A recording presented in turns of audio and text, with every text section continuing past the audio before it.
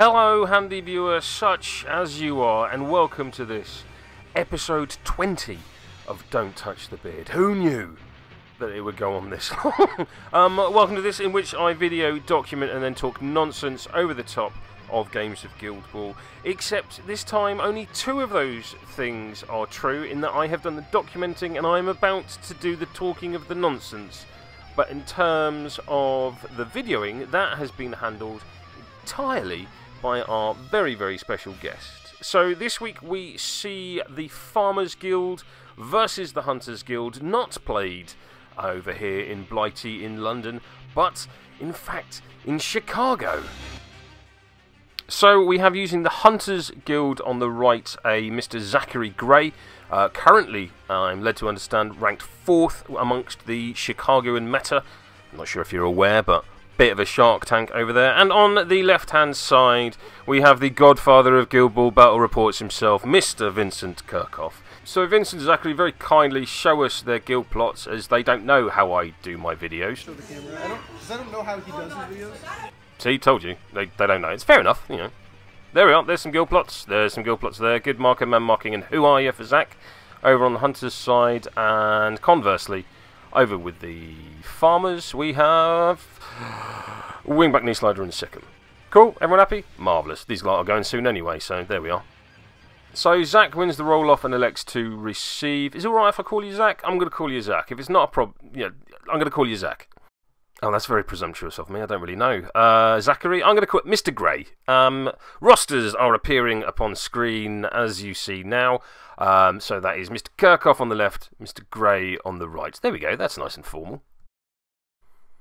The draft, you could probably guess the farmer one, as popularised by the Guild Ball god himself, Mr. Alex Botts. And there is the Hunter one, drifting past your screen for your viewing pleasure. Very quickly go through the terrain. We have a barrier at the top of the screen, 2 obstructions and a forest. So the barrier is pretty much exactly where Mr. Gray just pointed, in fact, just next to Farhad. Yes, the cat's name is Farhad. Good work, Beard. Farmers deploying upon the left-hand side. Thresher nominated is the kicker. Similarly, Hunters deploying just in front of Mr. Gray on the right-hand side. So Thresher kicks it pretty much straight down at the centre of the pitch after a small jog. He aiming very clearly for the barrier in the centre of the pitch. And the kick is accurate, electing to re-roll, and the ball lands as you see it on screen. So then, turn 1 allocation for the Hunters. That is 6 on Theron, 1 on Fahad, 1 on Hearn, 2 on Chaska, none on Jakar, and 2 on Zerola. Farmers then, that is 5 on Thresher, 1 on Peck, 2 on Millstone, 1 on Harrow, 3 on Jackstraw, and 1 on Tater. So it's Farhad that gets us underway by jogging forward and snapping the ball. Farhad passes to Theron, who banks the point of momentum. So we begin with Harrow, that's very difficult to say, not in a comedy voice, who looks busy, allowing him to sow the seeds. What, sow the seeds, you say? Well, it allows him to put down some harvest markers, or a harvest marker, within 2 inches. There you go, it's on screen, you can read it. He then tools up Thresher, making him a tool, and has himself a little jog. Theron activates and places a forest marker anywhere within 8 inches, not within 2 inches of any other terrain piece. Have to really call out Mr. Gray's play throughout this video, and do take a note of it yourself, Hunters players. Just the meticulous care and attention to detail that he goes to make sure that the forest marker is placed wholly within the writ of the rules. Well done, mate. Yeah, very nicely played. Good, clean play. He sunstrikes himself, meaning that any character plays that successfully target an enemy model will generate momentum as well. And it's also worth mentioning Hunter's Prey at this point. At any time Theron does damage, he inflicts the snared condition. I'm not going to pop this one up on screen every single time. Please do bear in mind, Theron damage, snared. Very easy.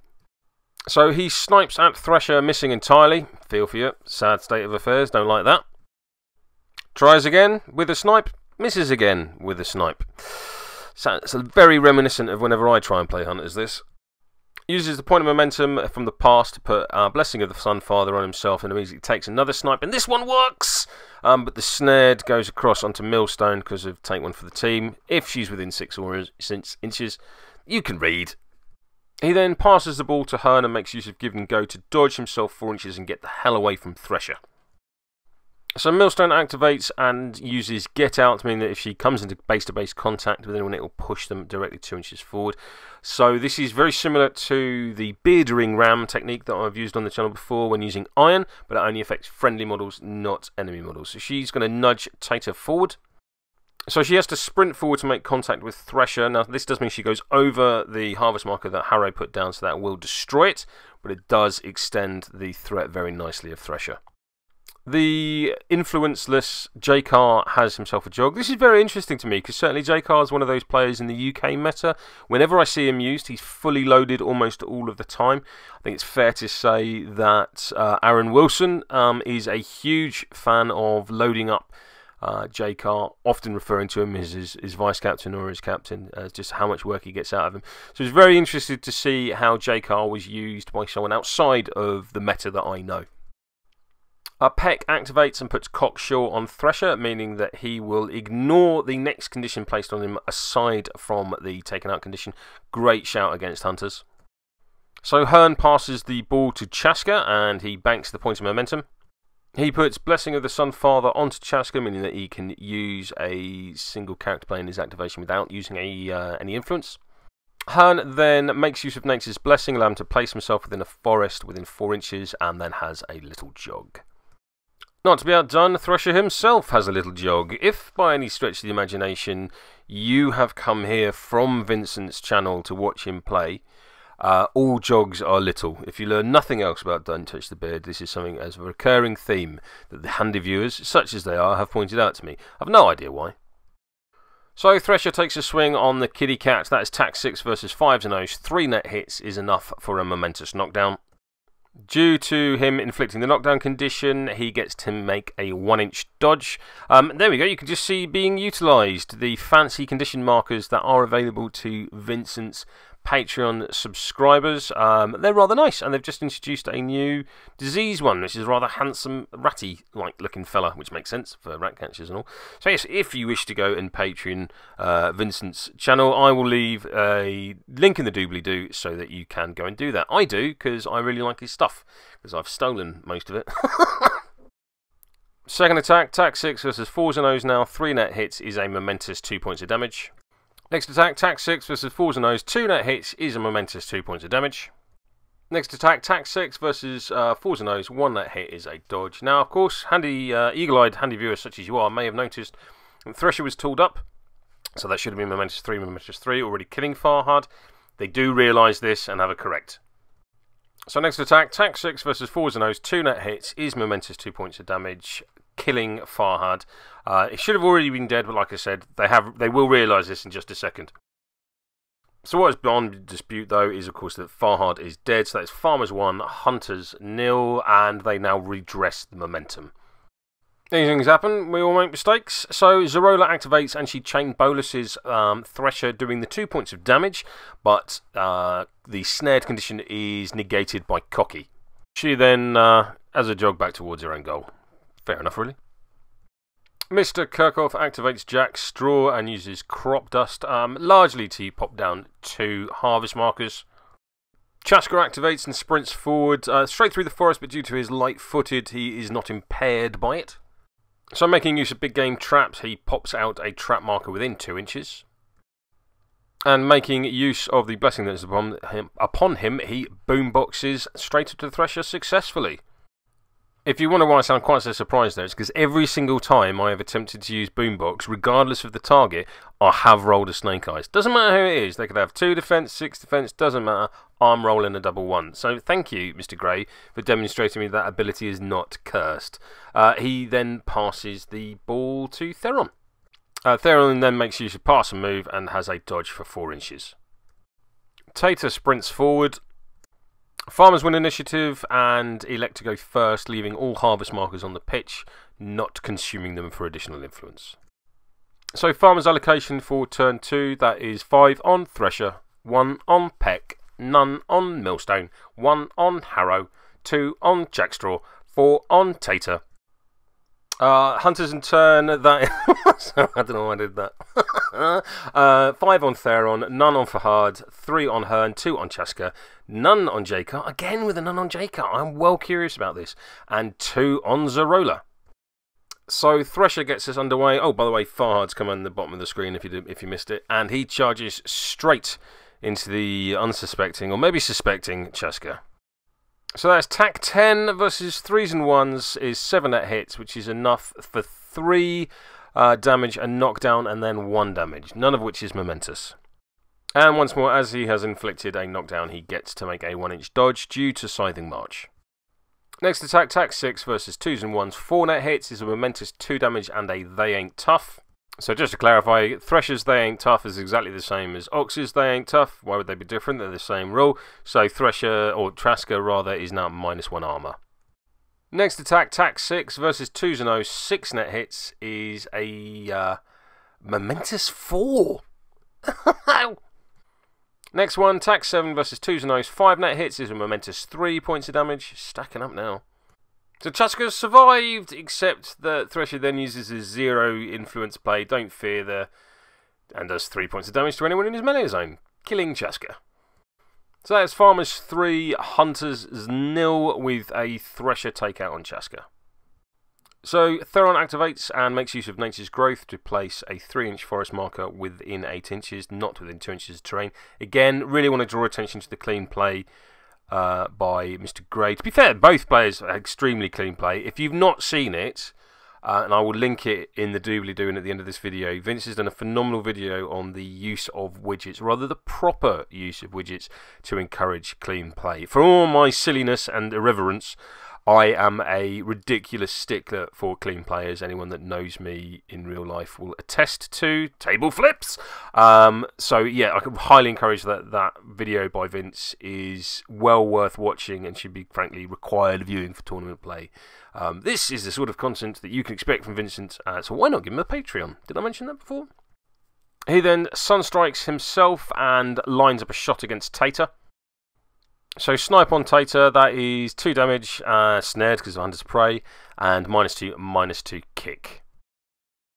Theron lines up another shot against Tater, this time pinning him, doing a further 2 points of damage, and meaning that Tater can only advance directly towards Theron. Theron passes the ball to Hearn. He then places Blessing of the Sunfather on himself, and makes use of that to snipe into Thresher, successfully hitting for a -2/-2 kick, 2 damage, and snared. Again, using the fancy condition tokens you can get from being a Patreon of Vincent Kirchhoff. He then has himself a little jog. Peck activates and puts Cocky on Millstone. Farhad activates and, due to Furious, has himself a charge without spending any influence. Doesn't reach anyone but gets there quickly. Millstone activates and makes use of Take a Breather to clear conditions. And she has herself, yes, you've guessed it, a little jog. She then makes use of Planting Season to cough out a harvest marker within 2 inches. The influenceless J-Car has himself a little jog. Really curious. I can't stress this enough. How much this is not confusing me. Confusing me is the wrong word. It's just this isn't how I play Hunters. I like to load J-Car up. But then if Mr. Gray here is 4th in Chicago, he's a much better player and a much better Hunters player than I am. So I'm just drinking this in like a sponge. Harrow activates and tools up Jack, making him a tool. He then has himself a little jog. Zorola activates and has herself a jog. I'm very much aware how much of a geezer I sound whenever I say that. She then puts Midnight Offering on Hearn, making him have a jog. Jack Straw activates and makes use of at your post so that he can place into base-to-base contact with a harvest marker within 4. He has a cheeky little jog.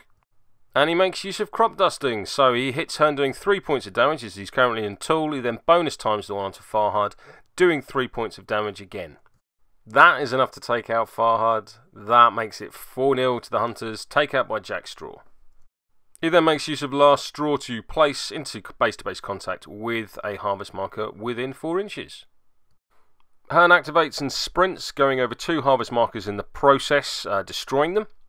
He then makes use of Nature's Blessing to place into base-to-base contact with a forest piece within 4 inches. He then attacks the chickens, that's attack 5s versus 5s and 0s, 2 net hits for a momentous 2 points of damage. Peck then uses Pain Response, so as he suffered damage from an enemy attack, he may make a 1-inch dodge. I was very surprised watching this that This is just a dodge. It's not away, as the name would kind of insinuate. To the full credit and sportsmanship of Mr. Kirchhoff, he did check with his opponent that he was well aware of what pain response did, and Mr. Gray affirmed that he did, although I think, like me, he assumed it would be away. So the kick on goal that comes up next is at -1 dice due to being engaged by a chicken. But full credit to the sportsmanship and clean play of both competitors at this point. Absolutely fantastic to watch. So chicken or no chicken, that is a Hearn goal. Farmers 4, Hunters 4. I must also give right and proper credit to Mr. Kirchhoff's chicken impressions throughout that series of attacks. I will let that be his little secret though. You will not get a chicken impression recording from me. No sir. So the ball is kicked out and it lands directly with the pinned and sniped Tater. Tater activates and with his newly acquired precious ball kicks it towards Thresher, who is a scant half an inch away, but misses due to the aforementioned pinned and sniped. But fortunately the ball scatters in such a manner that Thresher keeps the ball anyway. So on even dice, Farmers win initiative and elect to go first. So Harrow's rapid growth aura kicks in and heals all, aside from Peck on the Farmers team, 2 health. So for turn 3, Farmers then, that is 5 on Thresher, none on Peck, 1 on Millstone, 1 on Harrow, 2 on Jackstraw and 2 on Tater. Hunters for turn 3 then, that is 6 on Theron, none on Farhad, who comes on at the bottom of the pitch again, 3 for Hearn, 2 for Chaska, none for Jakar again, and 2 on Zerola. So Thresher gets us underway at the top of turn 3 and he has himself a little jog forward. First attack then, tack 6 versus 4s and 1s, 3 net hits is a momentous knockdown on Theron. And once more, due to Scything March, because he's inflicted the knockdown condition, he gets a 1-inch dodge. Next attack, tack 6 versus 3s and 1 now, 5 net hits, that is momentous 2 damage and they ain't tough. They ain't tough, once more reducing the target's armour by 1. So he's now down to 3s and O's. Third attack, tack 6 versus 3s and O's, 5 net hits is a momentous 3 points of damage. Last attack, tack 6 versus 3s and O's, 2 net hits is a momentous 2 points of damage. Last attack, because he uses his last point of influence to take the shot on goal, sliding it home, bringing the score to Farmers 8, Hunters 4. And that immediately ends his activation, so we can't use fear, don't fear the. Entirely reasonably, Mr. Gray plays Who Are Ya? So putting a Vengeance token on Thresher. So the ball is kicked out from the Hunter's goal and it lands just in front of the obstruction to which the other side of Farhad is. That was good English. Chaska has himself a little jog forward and he boomboxes Thresher right in the face, doing 4 points of damage and pushing him 4 inches away. I'm amazed, the second time he's used boombox and it's worked. I think every time I use it and fail, Mr. Gray here gets his success with it. That's the only reasonable explanation. He then pops out big game traps, putting down another trap, and it occurs to me that one must have been removed from the board previously, as it's not there anymore, and I can see a snared Tater, so perhaps that's where it's gone. My bad, handy listener or viewer, such as you are, I entirely missed where that went. Harrow activates, and as he is within 4 inches of Thresher, he can immediately sow the seeds, allowing him to place a harvest marker within 2 inches. He then tools up Tater, making him a tool. Theron activates and makes use of nature's growth to place the forest marker within 8 inches. Clean play. So very clean. And then Theron has a jog. He sunstrikes himself and snipes at Tater, hitting successfully, doing 2 points of damage, snared, and -2/-2 kick. He lines up again and snipes Thresher, so that is a snipe on Thresher, -2/-2 kick and 2 points of damage, and snared. He puts Blessing of the Sunfather on himself. He then pins Tater, once more doing 2 points of damage and ensuring that Tater can only move directly towards Theron. He puts Sunstrike on Zerola. Back over to Farmers, and Jackstraw activates jogging and then making use of At Your Post. He then makes use of Crop Dusting, hitting both Chaska and Theron, doing 2 points of damage to both. He then uses Last Straw to pop back again. Hearn activates and makes use of Nature's Blessing to place into base-to-base contact with a forest marker within 4 inches. Hearn then lines up his spear at Tater. That is tack 5 versus 3 Zenos, 3 net hits, goes for the momentous 2 points of damage. Second attack, tack 5 versus 3 Zenos, 3 net hits is another momentous 2 points of damage. Final attack, tack 6 versus 3 Zenos with a bonus time dice, 4 net hits is momentous 3 points of damage. So that takes out the precious Taters, bringing Farmers 8, Hunters 6 as the current score. Nice. He then puts Blessing of the Fun Dad, as the lads over at Vice Captain would say, on himself. He then makes use of it to skewer Thresher, hitting, doing 3 points of damage. Peck activates and has a jog. Zarola activates and has a jog. And she then makes use of Chain Bowlers, doing 2 points of damage to Thresher. Millstone activates and steps up to Hearn, preparing to smack him in the face with an axe. That's tack 3 versus 3s and 1s. 2's net hits is a momentous 2 points of damage. Farhad activates and does a furious charge into Peck. So that's tack 7 versus 5s and O's. 2 net hits is a momentous 1 damage and a dodge. Peck triggers pain response and dodges 1 inch away. So J-Car activates and has himself a jog towards Thresher. This is it! He's going to do something! He's been sneaking about in the shadows all game, but don't know. What's he going to do? He puts down a pitfall marker. That's not what I was expecting. Bit disappointed. So at the end of turn 3, Hunters are up by 1 momentum. Nevertheless, it's not easy to say.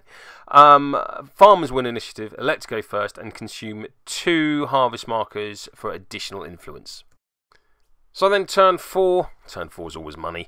Thresher, 5 influence, none for Peck, 2 for Millstone, 3 for Harrow, none for Jackstraw, and 4 for Tater. Hunters, conversely, that is 2 for Theron, 2 for Farhad, 2 for Hearn, none for Chaska, 4 for J-Car. Here it comes. Zarola gets 3. So Thresher activates and legendaries using against the grain, so everyone gets more attack and life drinker. Ugh. Thresher has his sights set squarely on Thresher, so moves within 3 inches of him. This prompts a parting blow from J-Car, who is tack 8 versus 3's nose. He removes the Vengeance marker and gets 7 net hits, doing 5 damage. 5. That is enough to take out Thresher, stopping him dead in his tracks on his legendary turn, loaded up with influence. That is Farmers 8, Hunters 8, J-Car with the takeout on Thresher. Hunters play man marking, so that next turn, should there be a 5, he will have +2 influence. Zarola activates. She puts Midnight Offering on herself, takes a jog, and then immediately has another jog, snapping the ball along the way. With her last influence, she passes to Farhad, who makes use of the momentum gained to pass and move, getting a 4-inch dodge forward. At the end of her activation, she links directly into Farhad, so that he chain activates and starts immediately. Farhad sprints forward into tap-in range. Goal Farhad. That is a 1 dice tap-in from the Hunters mascot. Final score, Farmers 8, Hunters 12. So there we are, handy viewers, such as you are. What an epic ending to a fantastic game. I really must commend both Vincent Kirchhoff and Zachary Gray to a well-played, highly contested yet thoroughly sportsmanlike game of Guild Ball. It was a delight to listen to you guys play and to watch the game unfold. Less of a delight to listen to the Pokemon tournament going on in the background, but hey ho, we all share our friendly local gaming stores with a variety of games and other competitors. Yes, I should stop rambling now. And now I shall ramble some more. So, this has been Don't Touch the Beard, episode 20. I am amazed and surprised that I've got to 20 episodes, and I am forever grateful to you, the handy viewers, such as you are, for your constant encouragement and the messages and the likes and the comments and everything is wonderful, and I am forever humbled and touched by everyone that it gets sent through.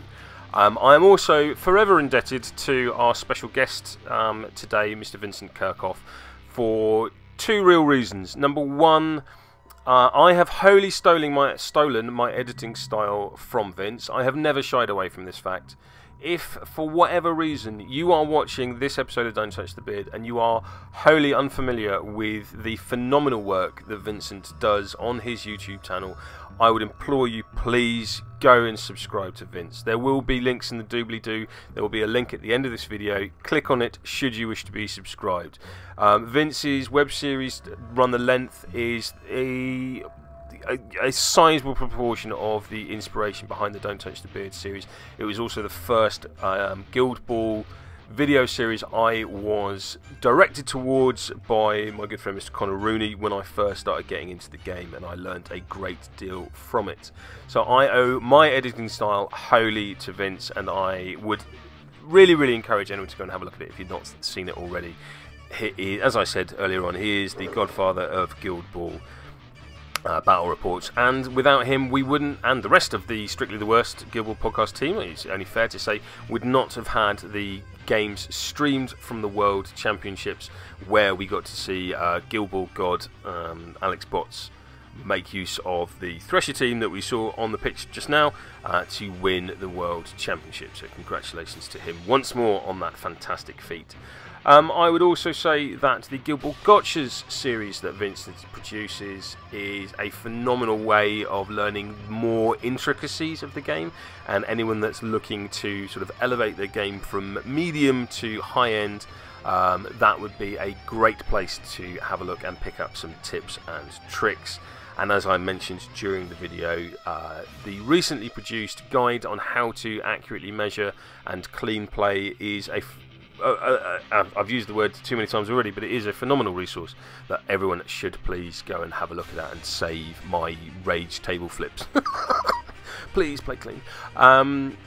It's been a delight to have Vincent on the channel. He reached out for collaborators and I leapt at the chance to be able to edit one of his games. It's highly unlikely we'll ever meet in person, so this is probably the closest association that we'll ever have. So I jumped at it and have thoroughly enjoyed the process. So there we are, handy viewer, such as you are. That draws to conclusion Don't Touch the Beard episode 20. Thank you very much for watching me video, document and talk nonsense over the top of games with Guild Ball. In the centre of the screen you should see a beard. Please to be clicking if you wish to subscribe, and you will also see links to Vincent's channel. Please go and have a look, and should you feel so inclined, please do support him on Patreon.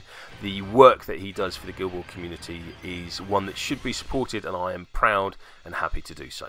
Until next time, I need a better outro.